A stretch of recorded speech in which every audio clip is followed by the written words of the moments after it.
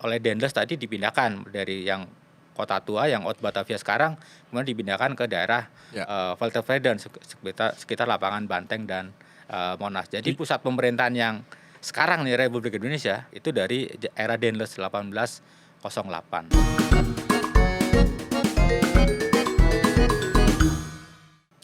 Merdeka. Bicara soal Jakarta tentu saja tidak bisa lepas dari ikonnya. Salah satunya adalah Kota Tua. Hari ini saya ingin membahasnya dengan seseorang yang sangat memahami tentang Kota Tua, Mas Kartum Setiawan. Selamat datang di Podcast Nusantara, Mas. Terima kasih. Saya tuh ternyata baru mulai paham kalau Kota Tua itu sebenarnya bukan kota seperti kota Jakarta, tapi sebuah kawasan 1,3 kilometer persegi kira-kira. Itu aslinya memang sebesar itukah Kota Tua atau memang itu hanyalah sebuah istilah yang disebut Kota Tua? Kalau boleh cerita sedikit tentang kawasan itu, Mas Kartum. Ya, ketika berada di sekitar katakanlah di Taman Stasiun atau di Stasiun Jakarta Kota, orang bertanya, mau ke Kota Tua di mana ya, Mas? Ya. Orang banyak bertanya. Ya. Padahal Stasiun Jakarta Kota ya udah berada di Kota Tua gitu kan. Kota Tua Jakarta itu kan meliputi dua wilayah administratif ya. Jadi mulai dari Jakarta Utara dan Jakarta Barat. Artinya mulai dari batas utara Pelabuhan Sunda Kelapa sampai ke selatan sampai ke kawasan Glodok seperti itu yang dinamakan dengan itu lebih dari 1,3 dong berarti. Ya, sekitar 800 hektar persegi seperti itu. Itu yang dinamakan dengan Kota Tua, dan Kota Tua itu juga sebenarnya ada segmen, ada zona 1, 2, 3 dan lain sebagainya, termasuk zona penyangga, zona pendukung yang berada di sekitar Kota Tua ya, termasuk daerah lingkup dari kawasan Kota Tua Jakarta. Kota Tua yang berada di dalam tembok Kota Batavia pada zaman dulu, dan wilayah yang berada di luar tembok Kota Batavia yang mungkin sekarang di daerah Pekojan, daerah Pecinan Glodok, itu yang berada di luar tembok Kota Batavia. Itu yang kita bicara mengenai kewilayahan. Nah, kemudian Kota Tua itu sendiri kan juga mulai direvitalisasi pemugaran di tahun 70-an ya oleh Ali Sadikin ya. Jadi pemugaran di beberapa bangunan tua yang ada di sana, mulai dari katakanlah Museum Sejarah Jakarta, kemudian ada Museum Wayang, ada Museum Seni Rupa dan Keramik, kemudian ke utara ada Museum Bahari. Saya tuh penasaran gini Bang, kita tuh sering sekali membahas Kota Tua sebagai sebuah warisan dari pemerintah kolonial Belanda. Padahal sebelum masuk sebagai Batavia, dulunya disebut Jayakarta, dan sebenarnya sudah ada peradaban. Bahkan kalau saya baca, Kota Tua yang sekarang jadi Kota Tua itu peradabannya sudah ada 5.000 tahun yang lalu kalau nggak salah. Dan artinya apakah Kota Tua sebelum Kota Tua zaman penjajahan Belanda ini sudah ada kehidupan, sudah ada peradaban di sana? Kalau kita bicara dengan konteks historis ya, peradaban itu kan mulai di tentu saja yang berkaitan, yang dekat dengan sumber air ya, dalam hal ini baik sungai maupun laut seperti itu. Mulai dari katakanlah wilayah mulai dari abad ke-5 Kerajaan Tarumanegara itu sudah termasuk wilayah, karena di sana juga di daerah Cilincing ada temuan temuan arkeologis yang terkait dengan Tarumanegara ya. Kemudian muncul Kerajaan Pajajaran. Ketika Tom Pires berkunjung ke Nusantara, dia juga menyebutkan salah satu pelabuhan terbesar adalah Pelabuhan Sunda Kelapa. Harusnya sudah ada bangunan sebelumnya, sebelum dibangun oleh katakanlah pemerintah Belanda, Jan Pieter Soenkoen pertama. Betul. Jadi sudah ada. Jadi katakanlah mulai dari Pajajaran tadi, itulah kenapa ada perjanjian antara Pajajaran dan Portugis ya 1522 itu. Artinya di situ memang sudah ada pemukiman dan pelabuhan, walaupun Pajajaran posisi kerajaan ada di Bogor di pedalaman seperti itu. Tapi di area Sunda Kelapa, area Kota Tua itu sudah ada pemukiman. Dan kemudian ketika Pajajaran digantikan oleh Jakarta, di situ sudah tumbuh dan berkembang sebuah pusat pemerintahan Jakarta. Di situ sudah ada pemukiman, ada alun-alun, ada pasar, ada istana dan lain sebagainya. Artinya di situ sudah cukup banyak pemukiman sampai akhirnya nanti Jakarta memberikan sebuah izin dagang kepada VOC untuk membangun loja atau gudang rempah-rempah yang sifatnya sementara. Mungkin puncaknya di era kolonial masuk, pertumbuhan pembangunan, masyarakatnya juga tambah banyak, dari sekian ratus mungkin jadi puluhan ribu ya setelah itu ya. Iya betul, jadi setelah Jakarta dikalahkan oleh VOC, akhirnya VOC ini membangun kota di atas reruntuhan Jakarta ini yang sekarang kota tua itu sendiri. Dan hal yang menarik adalah ketika orang menyebut kota itu kan sebenarnya kota sebuah bangunan atau pemukiman yang berada di dalam tembok kota Batavia itu sendiri seperti itu. Bang Kartum cerita juga sedikit tentang peralihan dari masa itu, karena saya tertarik justru juga salah satunya adalah pra Batavia, artinya Jakarta berarti ya, sebelum masuk ke Batavia. Kapan kemudian nama itu berubah menjadi Batavia dan apa yang tersisa dari Jayakarta? Iya, jadi kalau kita bicara mengenai era Jakarta adalah pemicunya adalah pada saat Portugis melakukan perjanjian dengan Pajajaran ya 1522, dan ini diketahui oleh Sultan Trenggono dari Demak, dan kemudian atas persetujuan dengan Cirebon akhirnya mengutuslah Fathaillah untuk penaklukan Sunda Pajajaran. Jadi Fathaillah ini semacam panglima perang. Betul. Panglima perang yang dikirim dari Demak. Ya, dari gabungan tentara dari Demak dan dari Cirebon ya untuk mengusir Portugis. Jadi Portugis itu baru melakukan berjanjian dengan Pajajaran. Jadi belum melakukan perdagangan. Karena pada saat akan melakukan perdagangan, kapal-kapal itu kan kemudian diserang oleh Fathaillah dan pasukannya. Ini 1500-an berarti. 15 perjanjiannya itu adalah 1522 antara Portugis dan Pajajaran. Kemudian diusirnya adalah mulai 1526 dan 1527. Kemudian Pelabuhan Sunda Kelapa dan sekitarnya diganti menjadi Jakarta, yang artinya kemenangan yang sempurna atau kemenangan besar. Ada nama Jalan Pangeran Jayakarta ya. Artinya apakah Jayakarta ini nama dari Fathaillah atau memang ada seseorang yang bernama Jayakarta? Ada yang bernama Jakarta. Jakarta itu kan semacam kayak raja-raja gitu ya nih ya. Jadi raja-raja ini ada. Tapi Jakarta. bukan Fathaillah berarti? Bukan Fathaillah. Ini beda. 1600 baru Hindia Belanda pertama Jan Pieter Soenkun masuk ke Jayakarta. Kalau kita ditarik ke belakang, sebenarnya awalnya VOC ini kan melakukan perdagangan sebenarnya di Banten. Betul. Nah kemudian di Banten ini kan tidak mendapat respon yang baik, karena kan Kesultanan Banten sudah banyak melakukan kerjasama dengan Inggris, kemudian pedagang-pedagang asing lainnya bergeser ke arah timur, akhirnya diberikan dagang di Jakarta ini. Ini pertempuran kah atau kemudian serah terima? Awalnya hanya diberikan untuk mendirikan semacam loji dagang di sebelah timur dari Kali Besar. Nah kemudian loji dagang ini kemudian oleh VOC dibangun tembok dari batu yang kemudian membentuk semacam benteng seperti itu. Nah kemudianlah terjadi perselisihan antara Jakarta dengan VOC, dan Jakarta juga sempat memberikan izin kepada perusahaan dagang Inggris juga yang posisinya berada di sebelah barat seperti itu. Jadi pada saat VOC diserang oleh Jakarta dan juga oleh Inggris, sebenarnya itu sudah posisi yang sudah terdesak. Hanya kemudian Jayakarta kan kemudian ditarik ke Banten seperti itu. Mungkin kalau tidak ditarik ke Banten mungkin sejarah akan berbeda juga seperti itu nih. Artinya proses bangunan pertama di Kota Tua oleh VOC itu dimulai tahun berapa? Awalnya pada saat tadi diberikan konsesi izin, itu ya 1610 itu sudah diberikan izin. Sebenarnya kan VOC tadinya akan membangun pusat VOC itu kan sebenarnya ada di sekitar Banda dan sekitarnya. Cuman karena kan di sana terlalu jauh ketika akan mengirim rempah-rempah ke barat seperti itu. Ya, jadi 1600 mulailah dibangun bangunan-bangunan, dan yang tersisa hari ini dan kemudian menjadi ikon dari kota Jakarta aja? Yang tersisa dari era VOC ya, kalau kita bicara dari era VOC adalah bangunan komplek Museum Bahari VOC sebelum bangkrut 1799, kemudian Museum Sejarah Jakarta atau Stadhuis ya seperti itu, dan ada juga apa toko merah ya, itu salah satu. Itu yang terbaru ya?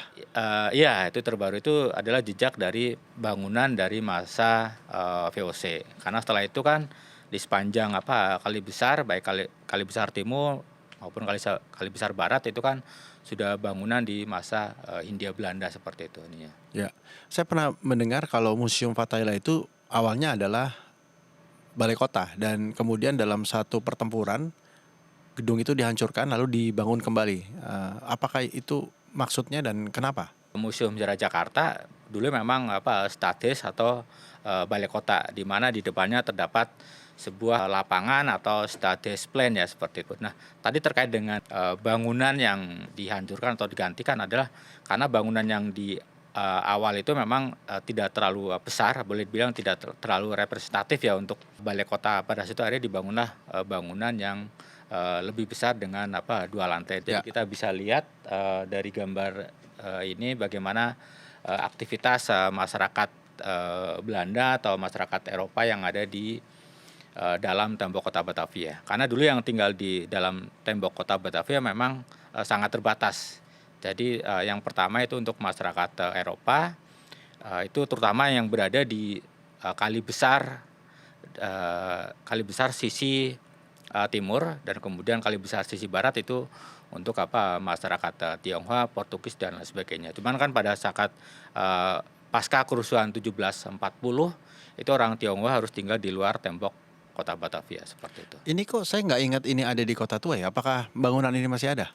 Ini sebagian sudah apa tidak ada lagi. Temboknya? Ada beberapa temboknya sudah apa berubah, dan sebelah kanan juga ini sebagian bangunannya sudah Ini tidak kawasan itu dong, Bang. Kawasan besar yang biasa kita bikin acara di tengah-tengah itu kah? Ini.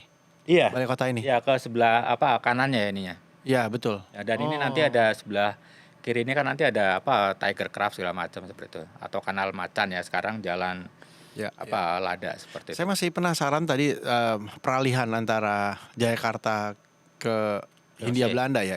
Apakah itu artinya pertempuran kah, atau kemudian apakah ada kapan proses tadi 1610 ya? Ya, diberikan izin. Diberikan izin. Karena kan kemudian kita lihat hari ini sejarah mencatat ya ini menjadi bagian dari kepemilikan pemerintah Hindia Belanda pada waktu itu. Artinya ada transisi yang tidak terlihat dari Portugis Jayakarta ke Belanda. Jadi 1610 itu baru diberikan izin ya untuk melakukan pendirian semacam gudang rempah-rempah seperti itu. Nah, kemudian 1619 memang Jakarta itu dikuasai atau dikalahkan oleh VOC, dan ini sebagian kan tentaranya pindah ke arah timur kan, bergeser keluar dari tembok kota Batavia seperti itu. Bahkan sekarang kalau ke arah Jatinegara itu ada Jatinegara Kaum. Di sana tuh ada masjid tua, dan di sekitar masjid itu kita lihat ada makam-makam yang gelarnya tuh Raden. Jadi kita bisa melihat persepsi itu bagaimana Jakarta yang terlihat dari jejak-jejak yang jauh berada di luar tembok kota Batavia. Jadi Jakarta ini ya memang ada proses penaklukan di sana. Betul. Ya artinya ada proses penaklukan, itu poinnya ya. Jakarta ditaklukkan, kemudian Jan Pinter Sungkun dan kemudian Gubernur Jenderal berikutnya kemudian membangun tembok kota Batavia. Itu ya tembok kota Batavia yang jejak yang masih bisa kita lihat adalah yang di depan Museum Bahari itu tembok kota yang masih tersisa. Jadi dulu tembok kota itu mulai dari Museum Bahari ke selatan itu sampai ke batas stasiun Jakarta Kota seperti itu. Salah satu yang saya ingat tentang Kota Tua selalu cerita menarik dari penjara bawah tanah di mana Pangeran Diponegoro diasingkan atau ditangkap ya pada waktu itu. Apakah benar, tahun berapa, dan apa fungsi penjara bawah tanah itu pada saat itu?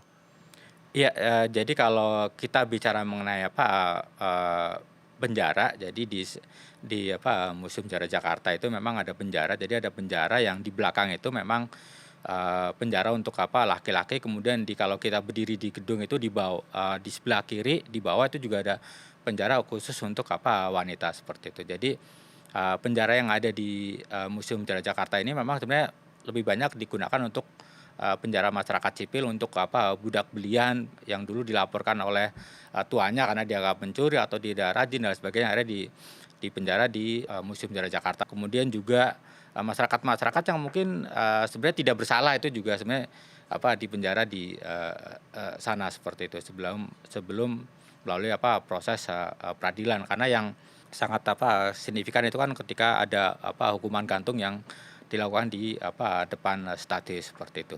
Nah, kemudian terkait dengan Pangeran Diponegoro, jadi Pangeran Diponegoro itu tidak pernah di penjara yang ada di bawah ya, yang sekarang yang ada air itu ya? Ya, bukan di sana. Jadi kalau untuk Pangeran Diponegoro itu pada saat setelah ditangkap di Magelang kan kemudian dibawa ke Semarang. Ya. Untuk beberapa waktu, kemudian dari Semarang dengan kapal kemudian dibawalah ke Batavia sebelum nanti akhirnya dibawa ke Manado dan sampai ke Makassar, meninggal di sana. Jadi untuk yang Pangeran Diponegoro itu sendiri sebenarnya dulu menempati sebuah ruangan yang ada di lantai 2 ya, kalau berada di sisi barat. Masih ada bangunan sekarang? Masih ada sekarang. Ruangannya juga? Ruangannya masih ada. Jadi di sana di Museum Sejarah Jakarta itu ada satu ruangan yang dinamakan dengan Kamar Pangeran Diponegoro. Jadi di sana bisa lihat. Kapan titik puncak peradaban di VOC atau Batavia, dan kemudian kalau tidak salah pelan-pelan kemudian terjadi banyak peristiwa sehingga akhirnya Kota Tua ditinggalkan. Di tahun berapa itu, dan kemudian apa yang menyebabkan proses perpindahan penduduk itu? Iya, sebenarnya abad ke 17 itu kan memang boleh dibilang puncak dari Kota Tua itu sendiri. Berarti dari Kota Tua. Nggak sampai 100 tahun ya berarti ya, Bang? Iya, karena kan di abad ke-18 itu sudah mulai banyak timbul penyakit ya seperti itu. Karena kenapa di abad ke-18? Karena di abad ke-18 ini mulai banyak perkebunan tebu yang berada di sebelah selatan dari Batavia ya, atau Haute Batavia. Perkebunan tebu dan sebagainya itu kan ketika melakukan penggilingan itu akhirnya banyak sampah-sampah yang tidak baik yang masuk ke dalam kota dan akhirnya menimbulkan banyak penyakit. Kalau yang tadi awalnya Batavia mendapat julukan Ratu dari Timur, ini kemudian berubah menjadi kuburan dari Timur, karena banyak orang yang The Pearl of meninggal. Orient gitu. Iya, karena orang banyak yang meninggal di dalam tembok kota Batavia. Nah, oleh karena itu salah satu gubernur jenderal VOC yang kemudian menginisiatif untuk pindah ke selatan adalah Gubernur Jenderal de Klerk yang akhirnya pada tahun 1760 membangun sebuah villa yang sekarang dikenal dengan gedung Arsip Nasional Gajah Mada. Oke. Jadi era abad ke-18 Kota Tua itu pelan-pelan mulai ditinggalkan sebagai pusat komersil. Iya, kemudian ditinggalkan dan kemudian ketika VOC bangkrut 1799, kemudian peralihan kekuasaan ya dari Belanda ke Prancis kemudian ke Inggris itu sudah dibedakan kan, terutama pada era Gubernur Jenderal Daendels kan, pusat pemerintahan dipindahkan dari sempat diambil alih Inggris. Iya, 1811 ini ya.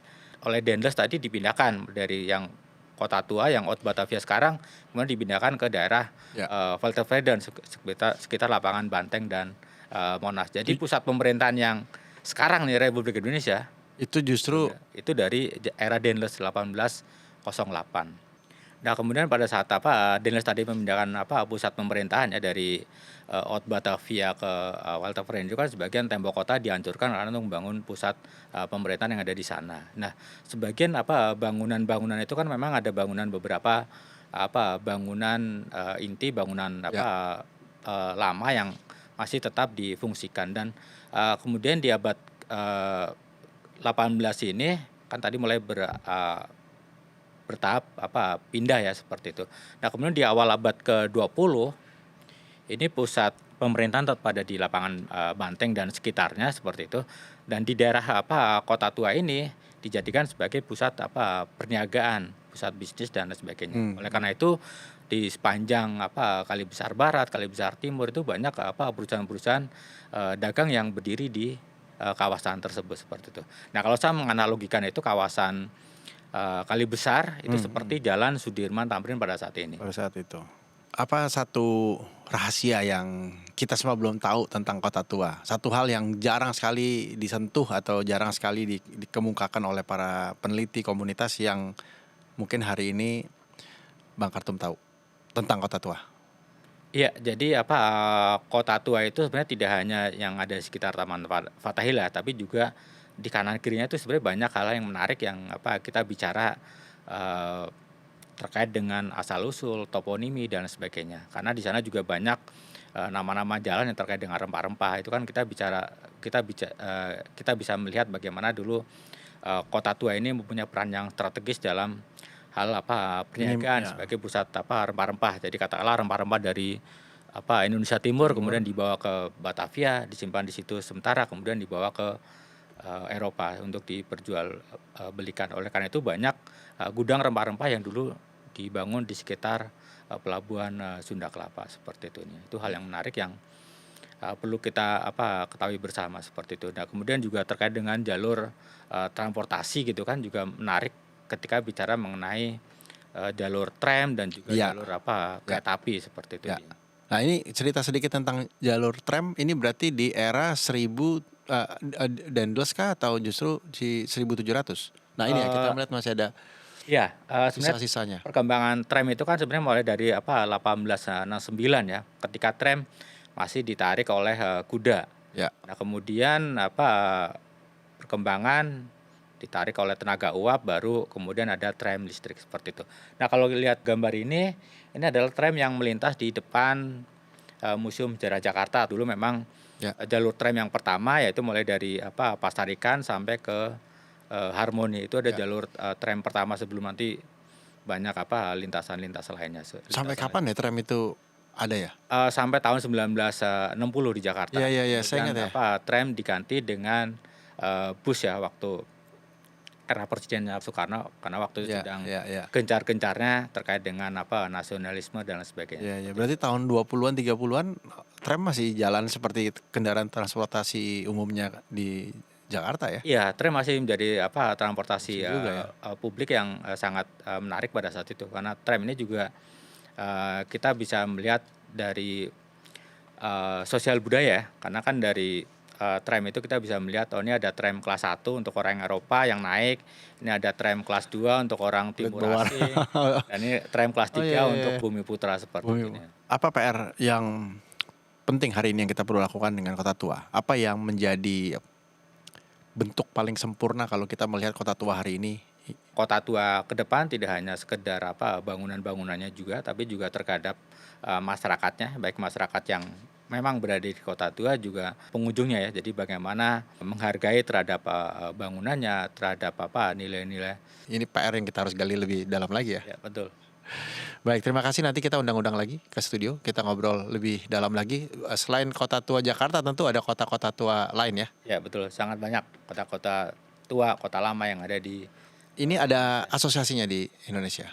Di Indonesia ada Kota Pusaka, itu biasanya yang terkait dengan kota Pusaka. Baik, demikian bincang-bincang kita tentang Kota Tua Jakarta atau Batavia, dan tentu saja ini menjadi PR dan masukan bagi kita semua generasi muda untuk terus menggali kearifan lokal yang ada di negeri kita dan belajar menjadi bangsa yang besar. Sampai berjumpa lagi di program Podcast Nusantara. Anda bisa menyaksikan program kami di kanal YouTube channel dengan nama Podcast Nusantara, dan juga tentu saja tayangan-tayangan inspiratif lainnya dari The iPlus. Podcast Nusantara, hidupkan cinta Indonesia.